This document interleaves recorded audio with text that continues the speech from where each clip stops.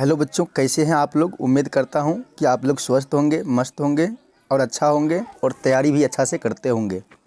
तो चलिए आज आप लोगों के बीच हिंदी का यानी कि बिहार बोर्ड मैट्रिक जो भी स्टूडेंट 2026 में एग्ज़ाम देने वाले हैं, 2026 सेशन में जो भी बच्चे एग्ज़ाम देने वाले हैं उसके लिए लाए हैं हिंदी का मोस्ट इम्पोर्टेंट ऑब्जेक्टिव क्वेश्चन अध्याय 1 से चैप्टर 1 से, ठीक। और जिस चैप्टर का नाम है श्रम विभाजन और जाति प्रथा, ठीक। अगर आप लोगों ने ऑफलाइन क्लास में इस निबंध को पढ़ लिए हैं यानी कि इस निबंध को पढ़ लिए हैं तो बहुत ही खुशी की बात है, ठीक है।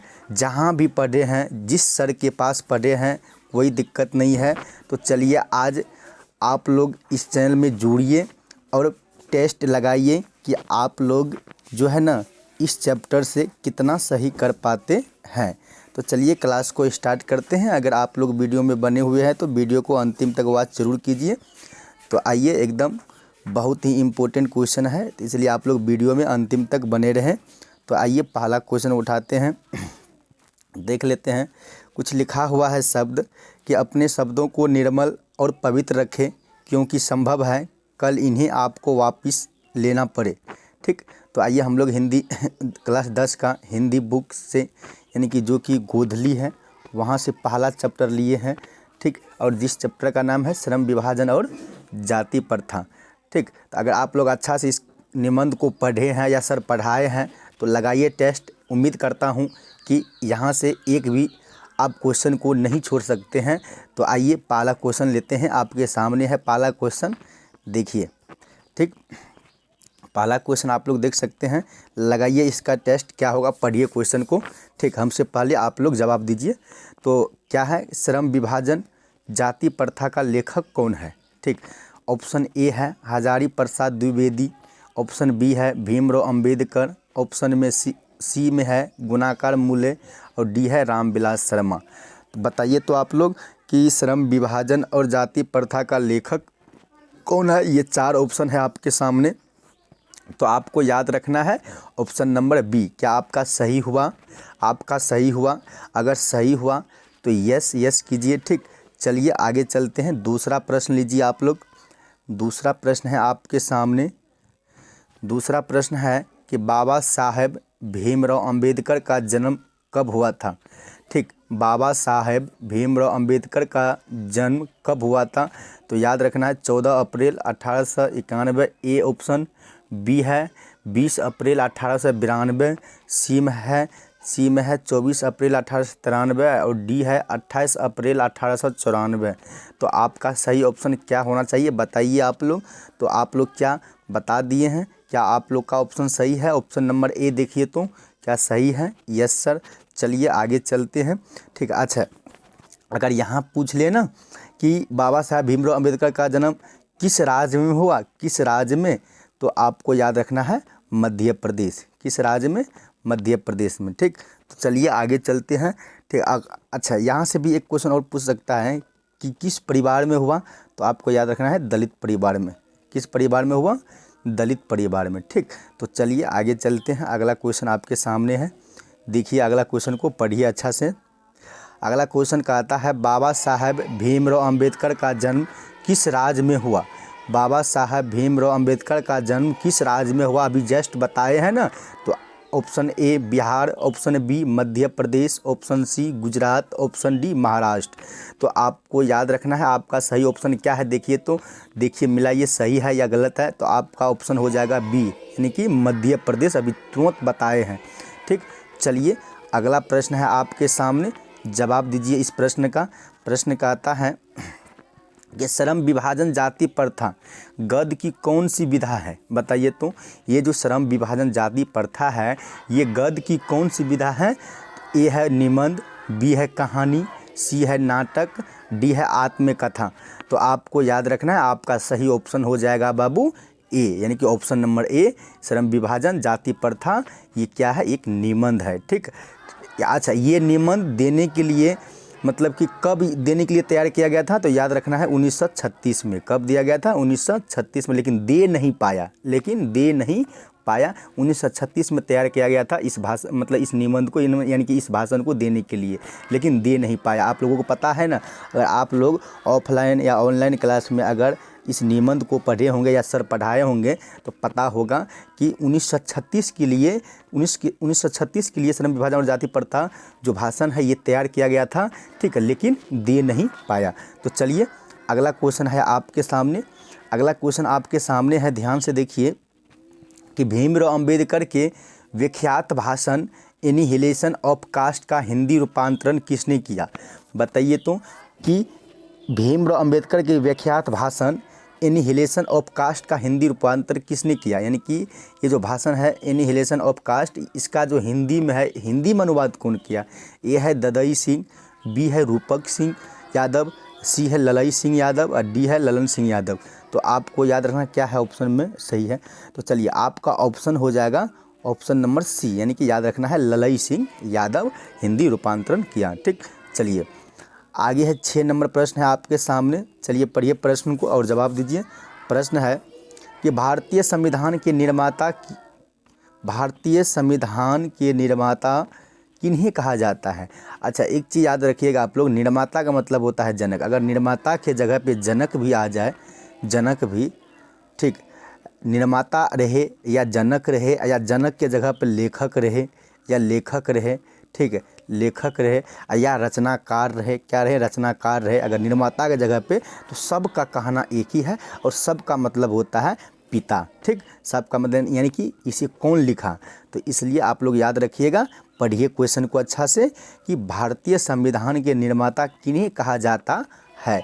ए है महात्मा गांधी, बी है भीमराव अंबेडकर, सी है राजेंद्र प्रसाद, डी है कोई नहीं। तो आपका सही ऑप्शन हो जाएगा बी, यानी कि भीमराव अंबेडकर संविधान का जनक कहा जाता है।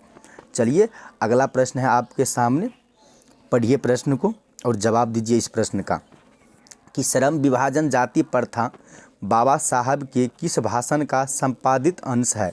बताइए तो। ए है the caste in India their mechanism, B है जेनेसिस एंड डेवलपमेंट, सी है एनिहिलेशन ऑफ कास्ट, डी है हु आर शूद्राज। तो आपको याद रखना है, आपका सही ऑप्शन हो जाएगा ऑप्शन नंबर सी। ठीक, चलिए अगला प्रश्न आपके सामने है, जवाब दीजिए इसका, जल्दी जवाब दीजिए आप लोग, कमेंट बॉक्स में ज़रूर बताइए। ठीक, चलिए अगला प्रश्न आपका है कि भीमराव अंबेडकर के मुख्यतः प्रेरक व्यक्ति रहे, यानी कि भीमराव अंबेडकर जी के मुख्यतः कितने व्यक्ति थे प्रेरक, उसके प्रेरक कितने व्यक्ति थे? तो आपको याद रखना है 3। कितना? 3। कौन कौन? बुद्ध, कबीर, ज्योतिबा फुले, ये तीनों। तो आपका ऑप्शन हो जाएगा डी, यानी कि इनमें से सभी। ठीक है, आप लोगों का जवाब सही आ रहा है ना? ठीक, चलिए अगला प्रश्न देखिए आपके सामने है, इस प्रश्न का जवाब दीजिए आप लोग कि आदर्श समाज स्वतंत्रता, समता, भ्रातृत्व पर आधारित होगा, किसने कहा? बताइए तो। आदर्श समाज स्वतंत्रता, समानता, भ्रातृत्व पर आधारित होगा, यह बात किसने कहा? मैक्स मुलर ने, बी है भीमराव अंबेडकर ने, सी है बिरजू महाराज ने, डी है अज्ञे ने। तो आपको याद रखना है, आपका ऑप्शन नंबर हो जाएगा बी, यानी कि भीमराव अंबेडकर ने। ठीक, चलिए 10 नंबर प्रश्न देखते हैं। 10 नंबर प्रश्न है आपके सामने कि आधुनिक सभ्य समाज श्रम विभाजन को आवश्यक क्यों मानता है? ए है कार्य कुशलता के लिए, बी है भाईचारे के लिए, सी है ए बी दोनों के लिए, डी में कोई नहीं। तो आपको याद रखना है, आपका ऑप्शन नंबर हो जाएगा ए, यानी कि कार्य कुशलता के लिए। ठीक, चलिए 11 नंबर प्रश्न है आपके सामने। 11 नंबर प्रश्न है कि भारत में बेरोजगारी का मुख्य कारण है। तो बताइए कि भारत में बेरोजगारी का मुख्य कारण क्या है? ए है जाति प्रथा, बी है दहेज प्रथा, सी है अशिक्षा, डी है भ्रष्टाचार। ऑप्शन लग रहा है थोड़ा सा मिस्टेक हो रहा है, एक बार देख लेते हैं क्वेश्चन को। ऑप्शन थोड़ा सा मिस्टेक है, नहीं सही है, ऑप्शन भी सही है। तो आपको याद रखना है, भारत में बेरोजगारी का मुख्य जो कारण है ना, वो है जाति प्रथा पे ऑप्शन नंबर आपका हो जाएगा ए। ठीक, ऑप्शन नंबर आपका क्या हो जाएगा? ए हो जाएगा। ठीक, चलिए अगला प्रश्न देखते हैं। तो चलिए अगला प्रश्न लेते हैं। अगला प्रश्न आपके सामने है, पढ़िए प्रश्न को और इसका जवाब दीजिए आप लोग फटाफट। ठीक, तो चलिए अगला प्रश्न है कि समाज और राजनीति में बेहद सक्रिय भूमिका निभाते हुए अंबेडकर ने किनको मानवीय एवं अधिकार दिलाने के लिए अनेक, यहाँ अनेक होगा, अनेक प्रयास किया। ठीक, अनेक प्रयास किया। ए है अछूतों, बी है स्त्रियों, सी है मजदूरों, डी है सभी। तो आपका सही ऑप्शन होगा ऑप्शन नंबर डी। किनको दिलाने के लिए, ये तीनों को। ऑप्शन नंबर क्या होगा, डी हो जाएगा, इनमें से सभी। ठीक, चलिए अगला प्रश्न देखते हैं। तो आपका अगला प्रश्न है, 1 मिनट, चलिए 13 नंबर प्रश्न आपके सामने है और पढ़िए इस प्रश्न को, जवाब दीजिए जल्दी फटाफट। लिखा हुआ है, संविधान निर्माता अंबेडकर के अनुसार आदर्श समाज किस पर आधारित होना चाहिए। आपका ऑप्शन ए है स्वतंत्रता, बी है समता, सी है भ्रातृत्व, डी है सभी। तो इसका मतलब ये तीनों होना चाहिए, ये तीनों। ऑप्शन नंबर आपका क्या हो जाएगा, डी हो जाएगा, इनमें से सभी। ठीक, एकदम सटीक आंसर बताया जाएगा हर एक प्रश्न का। ठीक, इसलिए आप लोग इस वीडियो में बने रहें और 2026 के लिए अच्छा से तैयारी करें। ठीक है, अगले से यह भी ध्यान रखूँगा, अगले से यह भी ध्यान रखूँगा कि एक ही वीडियो में आप लोगों को हिंदी का भी जितना भी ऑब्जेक्टिव और सब्जेक्टिव करवाएंगे, अगले से ये भी ध्यान रखा जाएगा अगले दिन से कि एक ही वीडियो में ऑब्जेक्टिव प्लस सब्जेक्टिव दोनों कवर कर लेंगे। ठीक, ताकि आप लोगों को दिक्कत ना होगा और चैप्टर वाइज चैप्टर करके हम लोग सारा ऑब्जेक्टिव देखने वाले हैं 2026 के लिए। आप जहां भी पढ़ते हैं उससे दिक्कत नहीं है, लेकिन आप टेस्ट देने के लिए इस चैनल पे ज़रूर जुड़ें और आप ये अनुभव करें कि हम जो सर के पास पढ़े हैं हिंदी, सर जो पढ़ाए हैं, सुनाए हैं, समझाए हैं, अच्छा इस चैनल के माध्यम से आते हैं टेस्ट देने के लिए, तो हम लोग कितना सही कर पाते हैं। ठीक, कहीं पर भी क्यों ना पढ़ते हैं, इससे मतलब नहीं है। अच्छा से पढ़िए, मन लगा के पढ़िए। कोई सर गलत नहीं पढ़ाते हैं, कोई सर ये नहीं सोचते हैं कि हम गलत पढ़ाएं। ठीक, वो सोचते हैं कि अगर आज अच्छा से पढ़ाते हैं तो मेरा भी नाम चलेगा। कहीं पर आप लोग क्यों ना पढ़ते हैं, लेकिन टेस्ट ज़रूर दीजिए। अगर आपके सामने वीडियो जा रहा है तो वीडियो पर क्लिक करके ज़रूर टेस्ट लगाइए, ताकि ये अनुभव होगा कि हम जो पढ़े हैं और इसके अनुसार हम कितना ऑब्जेक्टिव सही कर पाते हैं। ठीक, चलिए बाबू आगे चलते हैं, अगला प्रश्न लेते हैं। प्रश्न संख्या 14 देखिए आपके सामने ही है। 14 नंबर प्रश्न कहता है कि भीमराव अंबेडकर किस विडन बना। यहाँ होगा, यहाँ क्या होना चाहिए, यहाँ होना चाहिए विडन बना की बात करते हैं, विडन बना होना चाहिए यहाँ। ठीक, टाइपिंग में मिस हो गया, मिस्टेक हो गया, कोई दिक्कत नहीं है। ठीक, तो भीमराव अंबेडकर किस विडन बना की बात करते हैं। तो आपको याद रखना ऑप्शन नंबर ए है, इस युग में भी जाति के पोषकों की कमी नहीं है, बी है जाति प्रथा का स्वाभाविक रूप है, सी है ए बी दोनों, डी कोई नहीं। तो आपको याद रखना है, आपका ऑप्शन नंबर हो जाएगा ए। आपका ऑप्शन नंबर क्या हो जाएगा, ए हो जाएगा सही। ठीक, चलिए आपके सामने 15 नंबर प्रश्न गया, पढ़िए इस प्रश्न को। कहते हैं कि अंबेडकर के अनुसार भाईचारे का वास्तविक रूप है। अंबेडकर के अनुसार भाईचारे का वास्तविक रूप क्या है। ए है बी सी दोनों, बी है शक्कर पानी की तरह, सी है दूध पानी की तरह, डी है शहद की तरह।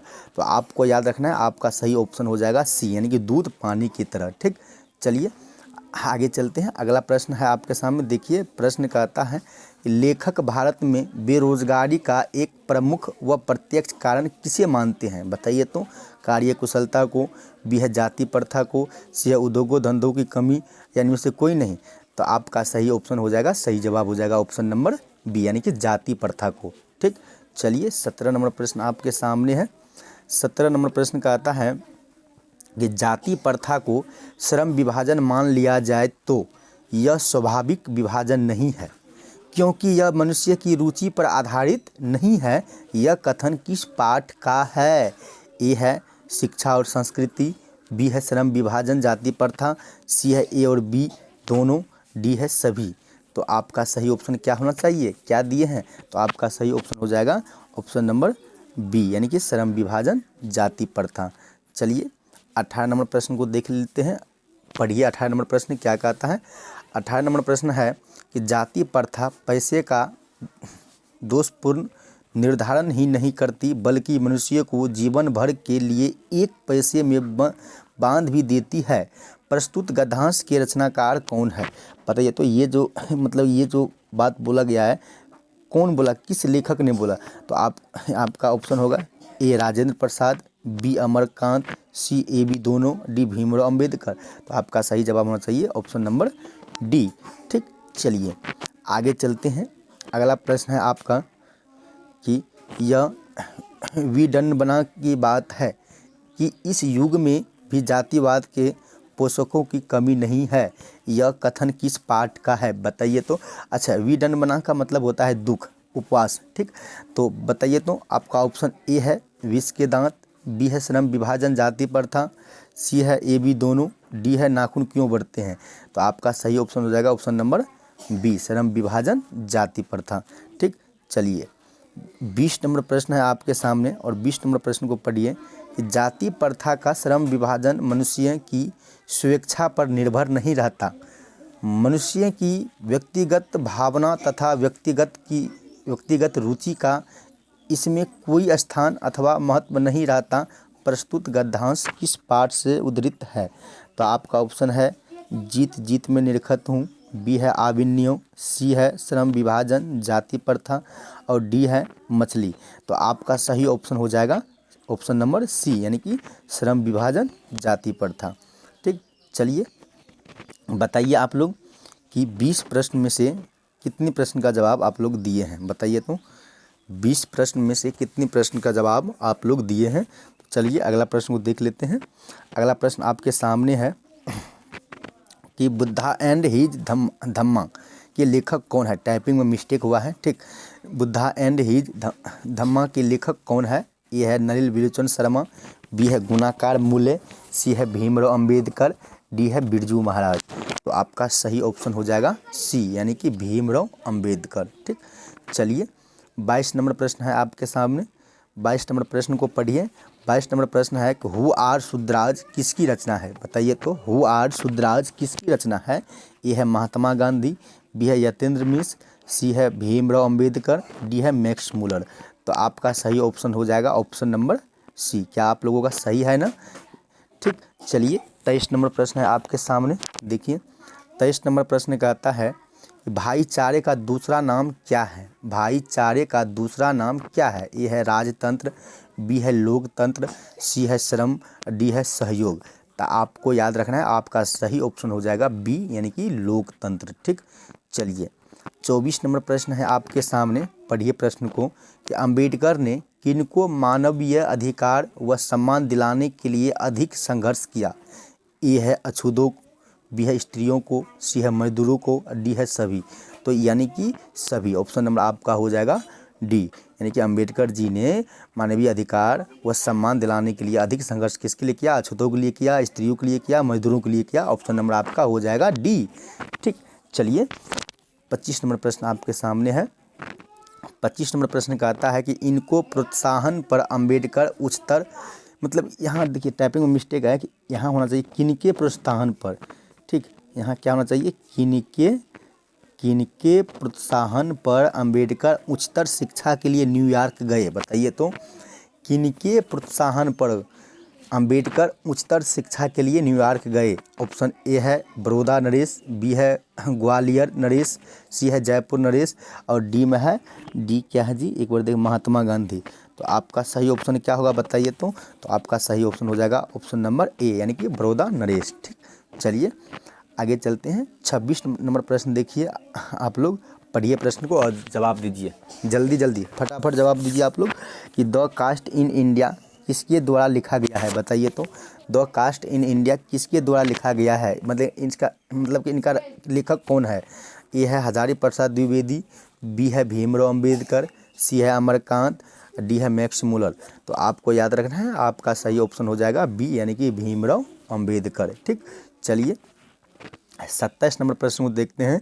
27 नंबर प्रश्न है कि भारत सरकार के कल्याण मंत्रालय से बाबा साहेब अम्बेडकर संपूर्ण वाङ्मय कितने खंडों में प्रकाशित हो चुका है बताइए तो। कितने खंडों में प्रकाशित हो चुका है। ए है 21, बी है एक मिनट ये क्या 21.21। अच्छा, ए है 21.21, बी है 21, सी है 33, डी है 34।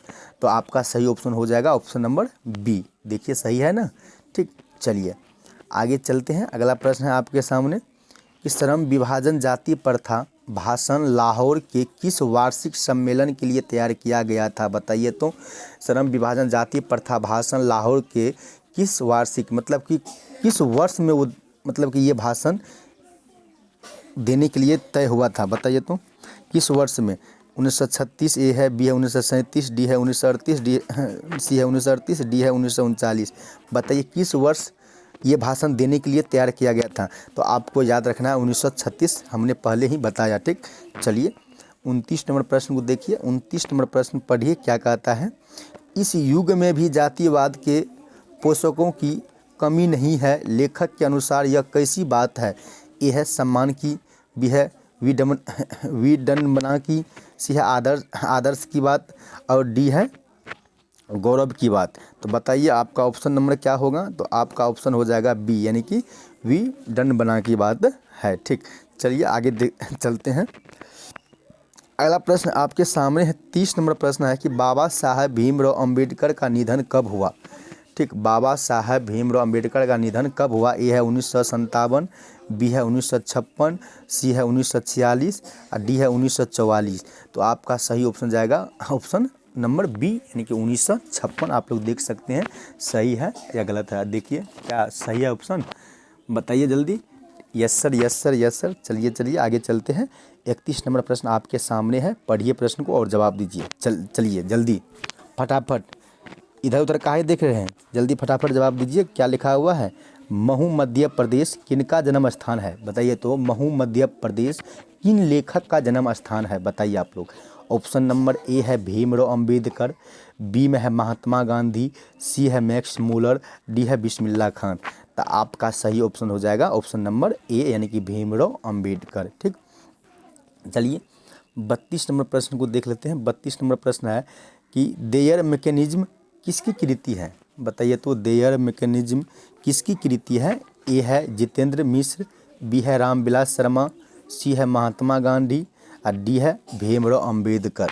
तो आपका सही ऑप्शन हो जाएगा ऑप्शन नंबर डी, यानी कि भीमराव अंबेडकर। ठीक, चलिए 33 नंबर प्रश्न है आपके सामने कि विडंबना का अर्थ क्या है? बताइए तो विडंबना का अर्थ क्या होता है? ए है समर्थक, बी है पालक, सी है उपवास, डी है आश्चर्य।